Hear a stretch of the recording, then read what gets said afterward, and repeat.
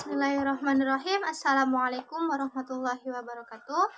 Innal hamdalillah nahmaduhu wa nasta'inu wa nastaghfiruh wa na'udzu billahi min shururi anfusina wa min sayyiati a'malina.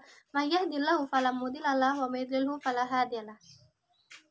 Asyhadu an la ilaha illallah wa asyhadu anna Muhammadan abduhu wa rasuluh la nabiyya wa rasula ba'da amma ba'du. Perkenalkan, nama saya Lutfatul Mahmudah.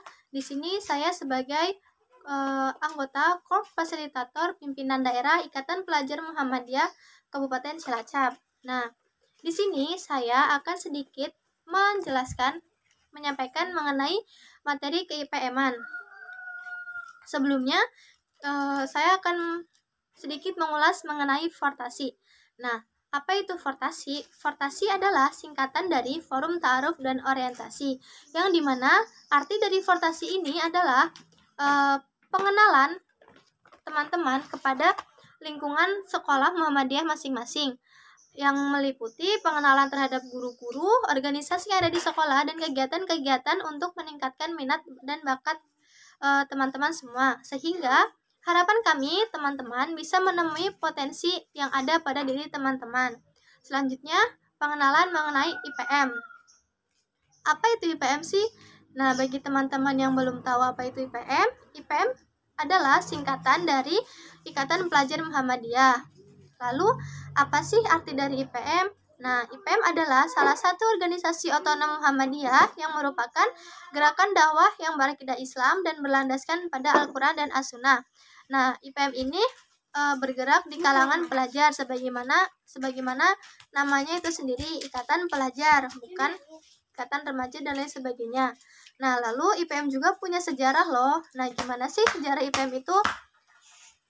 Jadi, awal dibentuk IPM itu pada tahun 1961, lebih tepatnya pada tanggal 18 Juli di kota Surakarta. Nah, berdirinya Ikatan Pelajar Muhammadiyah ini tidak lepas dari latar belakang berdirinya Muhammadiyah sebagai gerakan dakwah amar ma'ruf nahi mungkar, sekaligus sebagai konsekuensi dari banyaknya sekolah yang merupakan amal usaha Muhammadiyah, yang dimana amal usaha ini digunakan untuk membina serta mendidik kader-kader Muhammadiyah. Nah, organisasi ini diberi nama IPM, kemudian tahun 1992, lebih tepatnya pada tanggal 18 November, IPM berubah nama menjadi IRM. Apa itu IRM? IRM adalah singkatan dari Ikatan Remaja Muhammadiyah. Lalu kenapa sih kok IPM harus berubah nama jadi IRM? Nah, karena pada saat itu IPM mendapat perintah dari pihak pemerintahan Orde Baru bahwa organisasi di sekolah itu tidak boleh menggunakan kata pelajar dalam skala nasional, yang mana berarti pada saat itu organisasi yang diperbolehkan itu seperti OSIS dan semacamnya. Kemudian IRM basisnya bukan lagi pelajar lagi ya, basisnya tidak hanya meliputi pelajar melainkan seluruh remaja.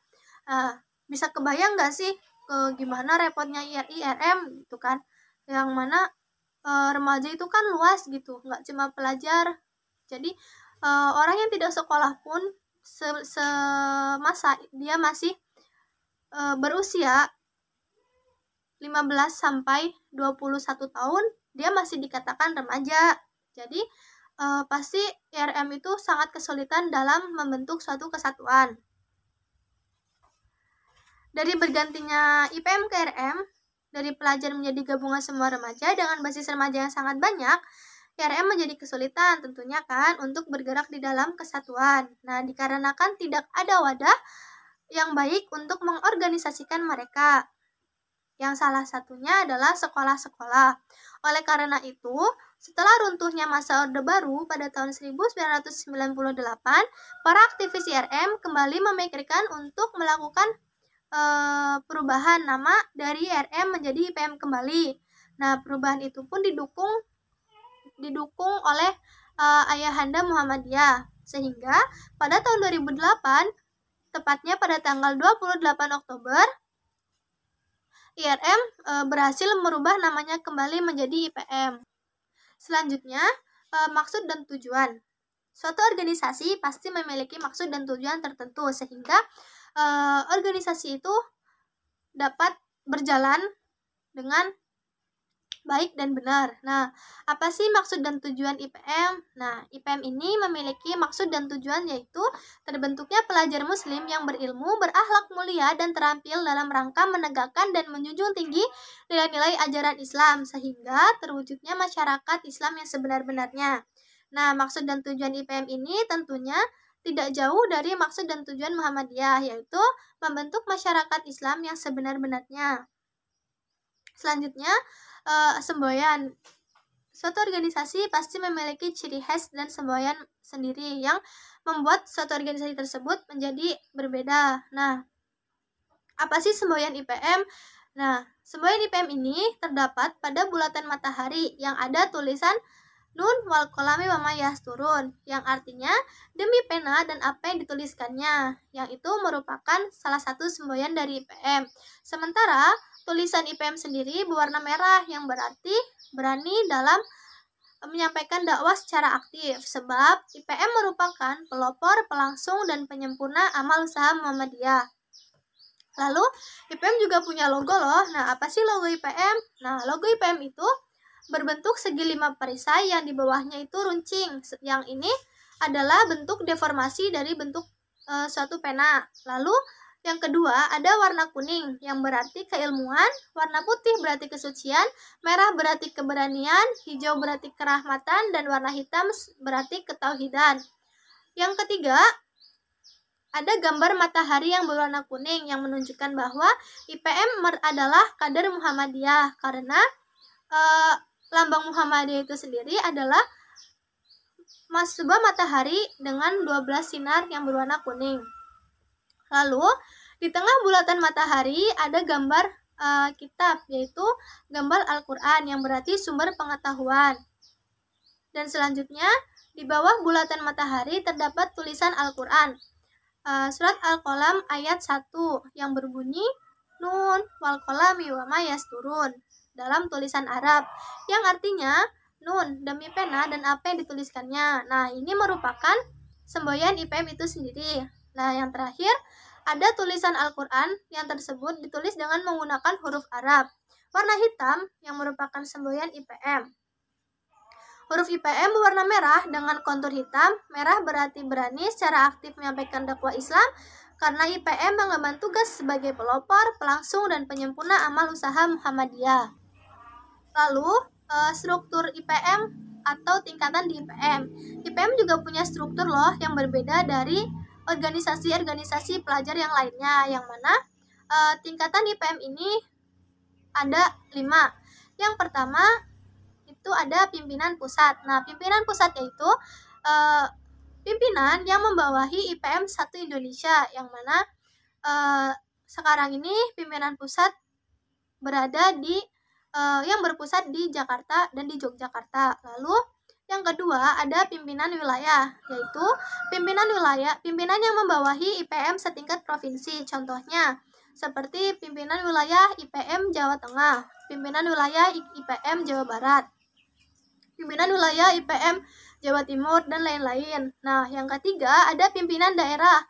Pimpinan daerah yaitu pimpinan yang membawahi IPM sekabupaten atau kota.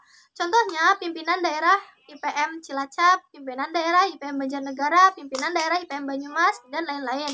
Nah, yang keempat ada pimpinan cabang. Nah, pimpinan cabang ini pimpinan yang membawahi gabungan dari beberapa sekolah, atau biasanya pimpinan cabang ini berada di tingkat kecamatan. Seperti contohnya pimpinan cabang IPM Kecamatan Majenang, pimpinan cabang IPM Kecamatan Karangpucung, pimpinan cabang IPM Kecamatan Kedung Reja, dan lain-lain.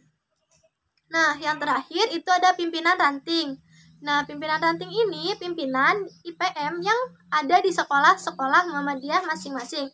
Contohnya, pimpinan ranting IPM SMA Muhammadiyah 1 Cilacap, pimpinan ranting SMK Muhammadiyah Majenang, pimpinan ranting SMK Muhammadiyah Karangpucung, dan lain-lain.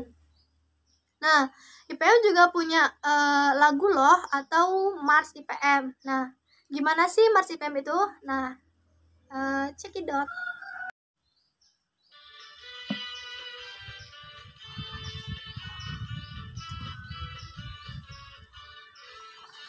bersatu berpadu menjalin ukhuwah di dalam ikatan pelajar Muhammadiyah, terampil berilmu, berakhlak mulia, pelopor dan pelangsung penyempurna amanah, berjuang dengan sekuat tenaga, tegakkan Islam yang utama, menjadi kader yang siap sedia untuk umat dan bangsa. Berdiri tegaklah, tampillah di muka, ikrarkan bersama IPM berjaya. Ikrarkan bersama IPM berjaya. Nah, begitulah Mars IPM tadi. Selanjutnya IPM juga punya beberapa lagu yang lainnya, tapi itu bisa nanti teman-teman pelajari ketika sudah bergabung di sekolah kalian masing-masing atau di pimpinan kalian masing-masing. Selanjutnya mungkin dari teman-teman ada yang bertanya-tanya, apa sih perbedaan IPM dan OSIS? Nah, perbedaan IPM dan OSIS itu tentunya ada beberapa ya. Yang pertama itu di IPM itu berlandaskan kepada Al-Quran dan As-Sunnah, sedangkan OSIS itu berlandaskan kepada Peraturan Undang-Undang Dasar 1945.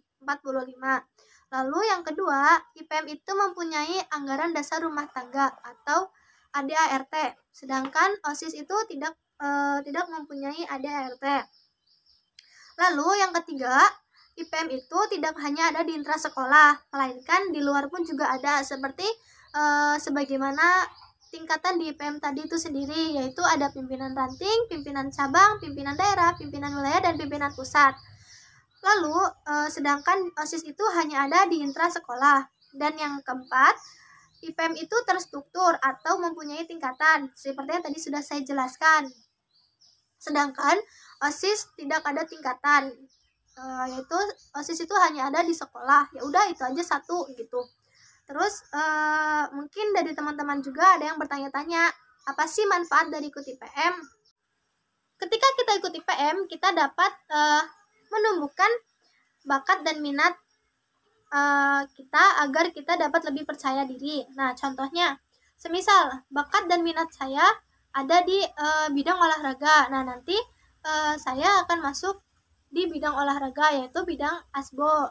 Nah, yang mana ketika di bidang itu nanti kita akan ditimpa dan diberi arahan untuk lebih menumbuhkan lagi bakat dan minat kita. Nah, selanjutnya yang kedua, kita tentunya dapat banyak teman. Nah, di IPM ini kan ada di seluruh Indonesia ya, jadi tentunya teman-teman kita juga bukan cuma itu aja, mungkin bisa dari sekolah lain, dari kecamatan lain, dari daerah lain, atau bahkan dari luar pulau yang teman-teman sekarang tinggali. Nah, yang ketiga, itu pastinya teman-teman akan mendapatkan pengalaman yang tidak dapat teman-teman jumpai di organisasi lain. Nah, sekian sedikit penjelasan mengenai ke-IPM-an. Saya pamit undur diri. Terima kasih atas perhatiannya dan mohon maaf atas kekurangannya. Nun wal qalam wa ma yasturun. Wassalamualaikum warahmatullahi wabarakatuh.